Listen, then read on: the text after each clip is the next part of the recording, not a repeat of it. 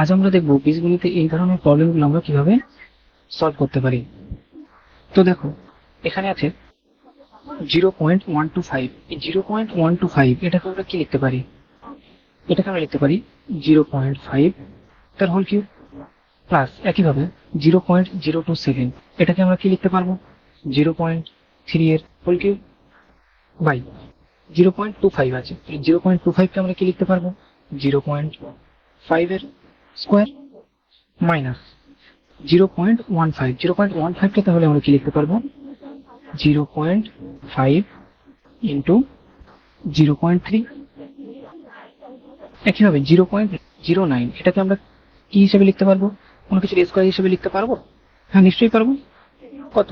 0.3 এর whole square. তাহলে এবারে ভালো করে লক্ষ্য করে দেখো, 0.5 এটাকে যদি আমরা এ ধরি, 0.3 এটাকে যদি আমরা বি ধরি, তাহলে কি দাঁড়াচ্ছে? এ কিউব প্লাস বি কিউব। উপরে তাহলে কি দাঁড়ালো? এ কিউব প্লাস বি কিউব। আর নিচে কি দাঁড়ালো তাহলে? 0.5 কে আমরা কি ধরেছিলাম? এ ধরেছিলাম, আর 0.3 কে ধরেছিলাম কি? বি। তাহলে a square minus a into b plus 0.3 কে আমরা কি ধরেছিলাম? বি। তাহলে এটা কি হবে? B square. এবার ভালো করে লক্ষ্য করে দেখো, a cube plus b cube, উপরে আছে এ কিউব প্লাস বি কিউব। এ কিউব প্লাস বি কিউবের ফর্মুলাটা কি? A plus b into a square minus A B plus B square, right? আর নিচে কি আছে? এ square minus A B plus B square. ভালো করে লক্ষ্য করে দেখো, উপরে আছে এ square minus A B plus B square, নিচেও তো একই জিনিস, A square minus A B plus B square.